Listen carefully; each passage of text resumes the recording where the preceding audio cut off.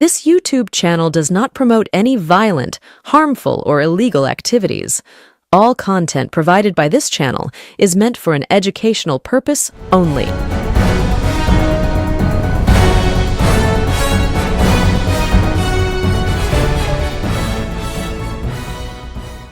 নমস্কার, আমি প্রতিবেদক সায়ন্তন চক্রবর্তী। আপনারা দেখছেন বঙ্গচক্র ইউটিউব চ্যানেল। আজকের পর্বে আমি আপনাদের দেখাতে চলেছি 3-4টি অত্যন্ত গুরুত্বপূর্ণ ঘটনা, যা এই মুহূর্তে বাংলার নির্বাচনকে সামনে রেখে যথেষ্ট পরিমাণে প্রভাব রাখে। কি কি সেই ঘটনা? ঘটনা 1, হুমায়ুন কবির জনতা উন্নয়ন পার্টি তৈরি করে তৃণমূল কংগ্রেসের মুসলিম ভোট ব্যাংক ভাঙার চেষ্টা বিজেপির অঙ্গুলি হেলনে যে করছিল, তা এই মুহূর্তে প্রকাশিত হয়ে গিয়েছে। আর এই হুমায়ুন কবির মুসলমানদের আবেগের বাবরি মসজিদ, সেই বাবরি মসজিদের আবেগকে সামনে রেখে মুসলিম সমাজের ভোট ব্যাংকে তৃণমূল কংগ্রেস থেকে দূরে সরানোর যে কাজ করছিল, তার ফলে কিছু সংখ্যক মুসলিম হুমায়ুন কবিরের সঙ্গে এগিয়ে গিয়েছিলেন। কিন্তু আজকের দিনে দাঁড়িয়ে হুমায়ুন কবিরের মুখোশ বেআব্রু হয়ে যাওয়ার পরে নিজের এলাকায় হুমায়ুন কবির ঠিক কিভাবে তারা খেলেন জনগণের কাছে, সেই দৃশ্য আপনাদের সবার প্রথমে দেখাবো। দালাল, দালাল, দালাল, 1000 কোটি দালাল, দালাল, 1000 কোটি টাকা কথা নিয়ে গেলে দালাল, সালা দালাল, সালা দালাল, দালাল, দালাল, সালা দালাল চলে গেলি। দেখলেন সেই দৃশ্য, হুমায়ুন কবিরকে রীতিমতো দালাল দালাল দালাল বলে রাস্তা থেকে আওয়াজ উঠেছে। হুমায়ুন কবির বিরাট গাড়ির কনভয় নিয়ে এলাকা থেকে পালিয়ে বাঁচছেন। এ তো গেল প্রথম ঘটনা। এর পাশাপাশি তৃণমূল কংগ্রেসে যোগদান করেছেন একজন বিজেপি নেতা, যেই বিজেপি নেতা 2014 সালে নরেন্দ্র মোদীর যে বক্তব্য, যে বক্তৃতা, সেই বক্তৃতায় অনুপ্রাণিত হয়ে 2016 সালে বিজেপির পতাকা হাতে তুলে নিয়েছিলেন। বলাই বাহুল্য, সেই নেতাজির প্রপৌত্র চন্দ্রকুমার বসু। কিন্তু সেই চন্দ্রকুমার বসুই তৃণমূল কংগ্রেসে যোগদান করে বললেন যে ঐতিহাসিক ভুল আমি কিছু বছর আগে করেছিলাম বিজেপিতে যোগদান করে, আজ তৃণমূল কংগ্রেসে যোগদান করে সেই ভুল আমি সংশোধন করে নিলাম। ইতিমধ্যে এই খবর আপনারা সোশ্যাল মিডিয়ায় বা নিউজ মিডিয়ায় দেখেছেন। কিন্তু ঠিক কি কথা তিনি বললেন, যেই কথা অত্যন্ত গুরুত্বপূর্ণ, সেই বক্তব্য শোনা দরকার। কিন্তু তার পাশাপাশি তার বক্তব্য শোনানোর আগে আরো দুটো ঘটনা জানিয়ে দিই। এর পরের যেই দুটো ঘটনা আপনাদের দেখাবো, সেই দুটো ঘটনায় আপনারা দেখতে পারবেন যে বিজেপি প্রার্থীকে ঝাঁটা নিয়ে তেড়ে যাচ্ছে এলাকার মা বোনেরা।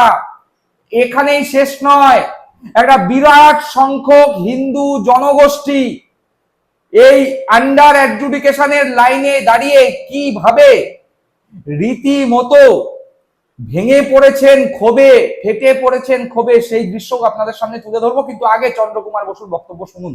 ঐতিহাসিক একটি ভুল আমি করেছিলাম কিছু বছর পূর্বে ভারতীয় জনতা পার্টিতে যোগদান করে।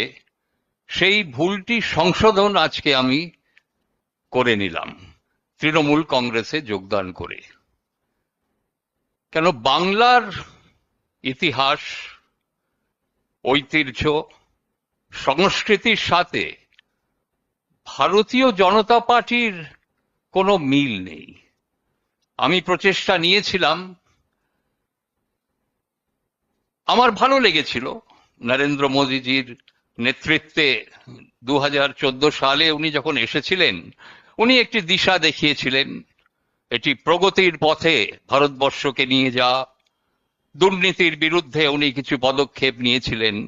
কিন্তু 2016 সালে ভারতীয় জনতা পার্টির সাথে যুক্ত হবার পর এটি স্পষ্ট হয়ে যায় যে ওনারা কিন্তু ভারতবর্ষের সংবিধানের বিরোধিতা করেন।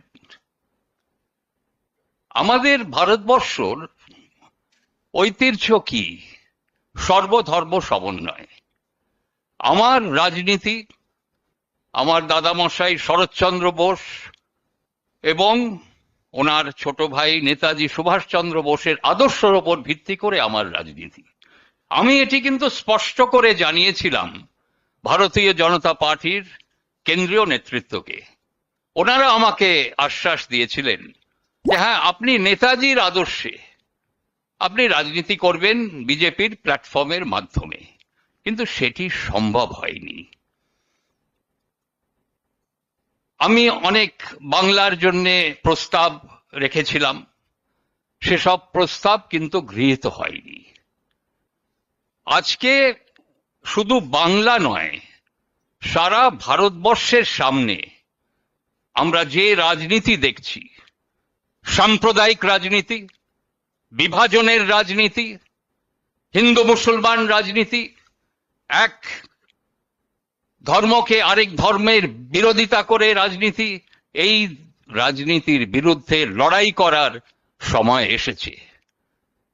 এবং তৃণমূল কংগ্রেস মাননীয়া মমতা বন্দ্যোপাধ্যায়ের নেতৃত্বে শুধু বাংলা নয়, আমি ওনাকে অনুরোধ করেছিলাম 23শে জানুয়ারি নেতাজি সুভাষচন্দ্র বোসের জন্মদিন উপলক্ষে আমরা মিলিত হয়েছিলাম নেতাজির মূর্তির পাদদেশে। সেখানে আমি ওনাকে আহ্বান করেছিলাম যে আপনি আসুন, ভারতবর্ষ একটি সংকটের মধ্য দিয়ে যাচ্ছে, আমাদের এই বাংলার ইতিহাস কি ছিল? 1857 সালে যে সিপাহী বিদ্রোহ হয়েছিল মঙ্গল পাণ্ডের নেতৃত্বে, এই বঙ্গভূমি থেকেই ভারতবর্ষের প্রথম স্বাধীনতা সংগ্রাম লড়াই শুরু হয়েছিল। তারপর বহু মানুষ, ক্ষুদিরাম বোস, বিনয় বাদল দীনেশ, আরো অনেকে প্রস্তুত হয়ে গেছিল প্রাণ বিসর্জন দিতে ভারতবর্ষের স্বাধীনতার জন্য। আপনি যদি দেখেন সেলুলার জেলেতে 70% মানুষ এই বাংলা থেকে ওই সেলুলার জেলে বন্দী ছিলেন। স্বামী বিবেকানন্দ, ওনার ভাব শিষ্য ছিল নেতাজি সুভাষচন্দ্র বোস। ওনারা চেয়েছিলেন সর্বধর্ম সমন্বয়।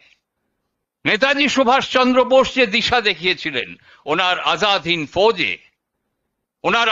ফৌজে যে 60,000 সৈন্য ছিল, এরা কারা ছিল? শুনলেন চন্দ্রকুমার বসুর বক্তব্য। আর ঠিক এর পরেই আসছি সেই ঘটনায় যেখানে সবাই হিন্দু হিন্দু হিন্দু ভাই ভাই, হিন্দুদের কোনো চিন্তা নাই, এসআইআর এ কোনো হিন্দুর নাম বাদ যাবে না, কিন্তু বাদ গেছে হিন্দুদের নাম। যারা লাইনে দাঁড়িয়ে, যারা মাথায় চড়া রোদ নিয়ে রাস্তায় গরমের মধ্যে লাইনে দাঁড়িয়ে শুধুমাত্র নিজেদের ভোটাধিকার রক্ষার তাগিদে সেই সমস্ত হিন্দু ক্ষোভে ফেটে পড়ছে। একবার দেখুন সেই দৃশ্য। বাপ দাদা 14 পুরুষ এখানকারের, তাদের পয়দা করলাম আমি, আর আমারই হলো না। একই পরিবারের তিনজনে থাকছে, একজনের নাম কি হচ্ছে কি করে? আর সব হিন্দু এখানে, সব হিন্দু, একটা মুসলমান নেই। আর বাঙালি গুলো মরো, যেহেতু যাদের আছে তাদের। সে ভোর 8টার সময় আইছি, 8টার সময় আইছি, এখনো থেকে লাইন দিয়ে আছে। বাপ দাদা 14 পুরুষ। দেখলেন সেই দৃশ্য?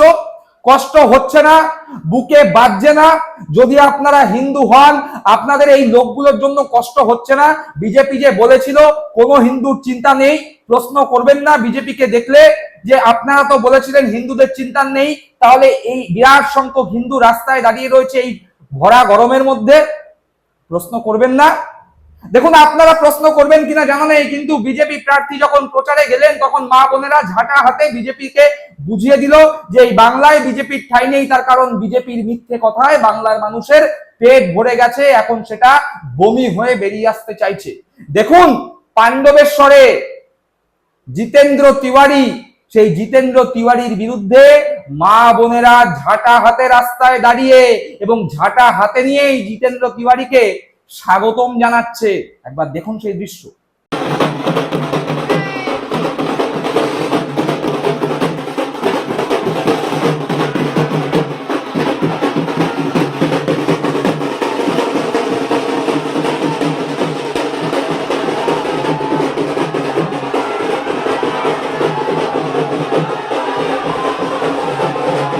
দেখলেন সেই দৃশ্য? অর্থাৎ বাংলার মা বোন থেকে শুরু করে সাধারণ মানুষ সবাই বিজেপির মিথ্যাচারে তিতিবিরক্ত। একই সাথে নেতাজির প্রপৌত্র চন্দ্রকুমার বসু তিনিও স্বীকার করে নিলেন ঐতিহাসিক ভুল ছিল বিজেপিতে যোগদান করা। আর হুমায়ুন কবিরের অবস্থা এই মুহূর্তে বাংলায় যত রাজনীতিবিদ আছে সবার থেকে শোচনীয়। দর্শক বন্ধুরা, আপনারা কি মনে করছেন এই বিষয় সম্পর্কে?